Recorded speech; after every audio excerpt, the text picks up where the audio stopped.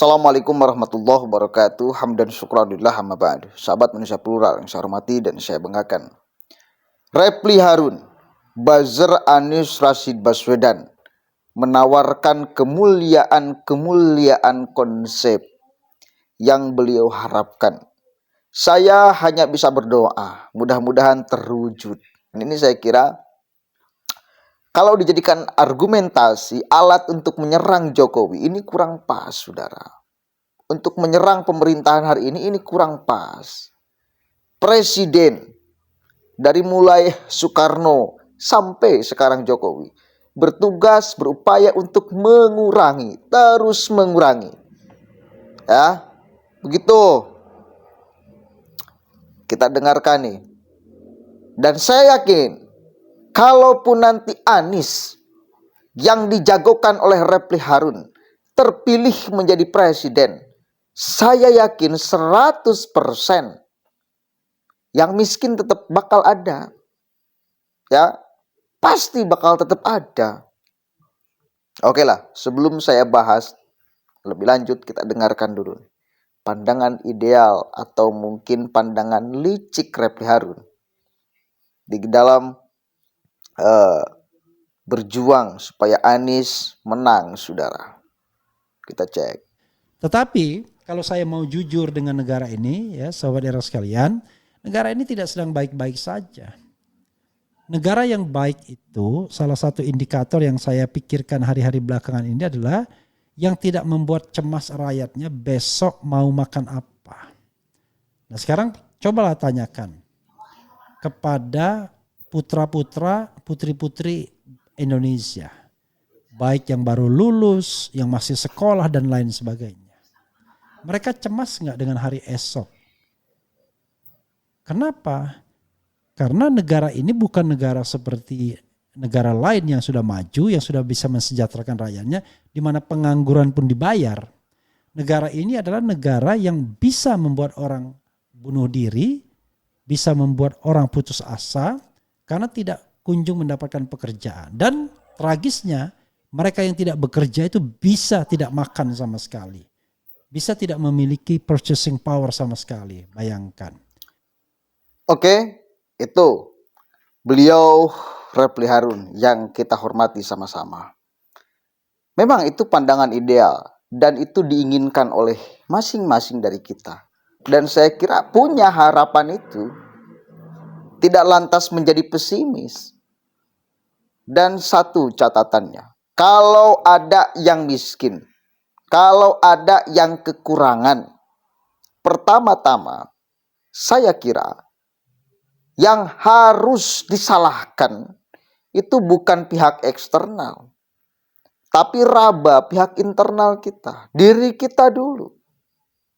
Ya, sudah sejauh mana berusaha dan berupaya. Jangan menyalah-nyalahkan eksternal. Karena pada akhirnya siapapun presidennya, saya yakin di dalam urusan ini ya, yang bisa merubah kita itu adalah kita, bukan orang lain. Kalau pengen kaya, kalau pengen punya uang, yang berusaha. Rumusnya cuma itu. Adalah pemerintah membantu, misal menyediakan pabrik. Kalau nggak mau bekerja di pabrik itu bagaimana?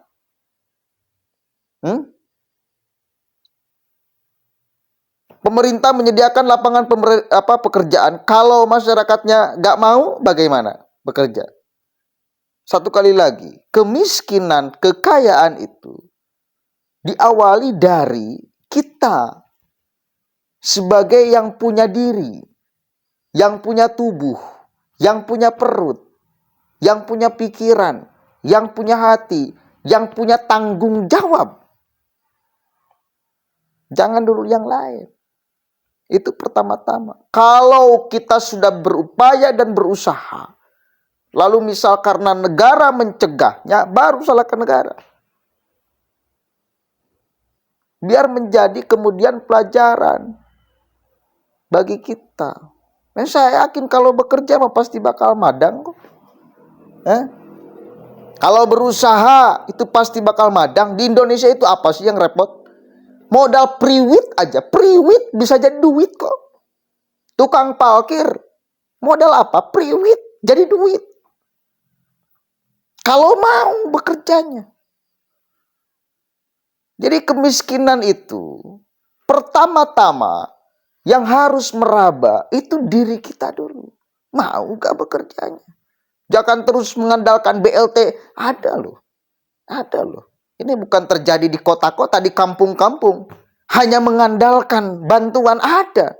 Pertanyaannya, bantuan itu pasti ada. Tetapi inisiatif untuk mencari penghidupan itu kan pada akhirnya kembali kepada diri kita. Tanggung jawab kita. Itu mental urusannya. Ya, begitu. Alah, ini mah alibi aja. Satu kali lagi, yang pemerintah upayakan itu mengurangi. Syukur-syukur memang semuanya. Tetapi apalah daya, 10 tahun saya kira nggak bakalan cukup. Turun iya. Angka kemiskinan di era Jokowi itu turun iya. Cek coba data-datanya. Artinya ada upaya. Bahwa kemudian tidak maksimal, ya bagaimana lagi. Tapi satu kali lagi, pertama-tama untuk supaya menjadi didikan kepada masyarakat. Jangan terus mengandalkan A, B, C, D. Karena kita loh yang punya peran dan seharusnya bertanggung jawab dulu kepada diri kita.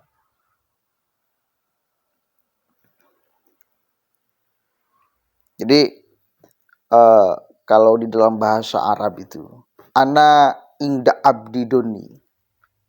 Kata Allah dalam hadis kudusinya, saya itu tergantung prasangka hamba saya.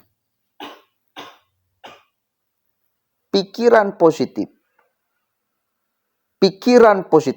itu akan melahirkan sikap-sikap positif. Mental yang kaya itu akan menyebabkan kita menjadi kaya. Jangan suudon, harus husnudon. Karena yang memberi rizki itu siapa? Bukan negara. Oke lah negara menjadi wasilah. Tetapi Allah. Dan kita dulu yang harus diutamakan. Negara itu cuma pembantu. Membantu.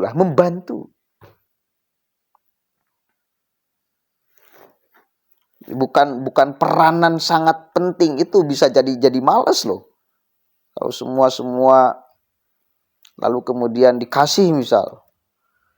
Dan ini sebetulnya udah sangat terlihat. Misal gampang lah, coba cek di desa-desa. Ketika uang mengalir dari pemerintah ke desa, miliaran. Dulu itu kita mengenal gotong royong segala macam. Masyarakat berbondong-bondong bersama-sama, barengan ngaliwet untuk memperbaiki jalan segala macam. Ada istilah gotong royong. Tetapi sekarang ketika uang mengalir ke desa, istilah gotong royong itu sulit kita temukan. Karena semua mengharapkan bayaran. Memang kewajiban untuk dibayar, tapi gotong royongnya ini yang menjadi hilang. Bahkan satu kali lagi ada orang yang hidup dari BLT. Itu hasil riset loh. Kalem, gak mau bekerja saya mah. Nanti bakal dapat ini BLT. Ada loh orang yang hidup dari BLT, gak mau bekerja. Artinya ini urusan mental. Saudara. Jadi ini kan dia jadikan alat untuk nyerang. Ada masih kemiskinan semuanya belum. Iyalah. Lagi kalaupun bakal semuanya mensejahterakan semua. Kalau bisa kurang buktikan. Kita mah ya syukur alhamdulillah berkat, tapi caranya enggak mungkin. Udah banyak bukti jejak jenis dulu yang pada akhirnya gagal total. 0% kok. Berpihakan tujuan dia kan itu supaya masyarakat memilih Anies, itulah kan dia buzzer Anies. Udah ngomong aja lah itu. Dan ente boleh mengatakan bahwa saya buzzer pemerintah boleh. Tapi mari kita adu rasional. Mari kita adu rasional. Maksudnya ketinggian entalannya. Ide ya ide. Itulah ya. Mudah-mudahan ada manfaatnya. Assalamualaikum warahmatullahi wabarakatuh.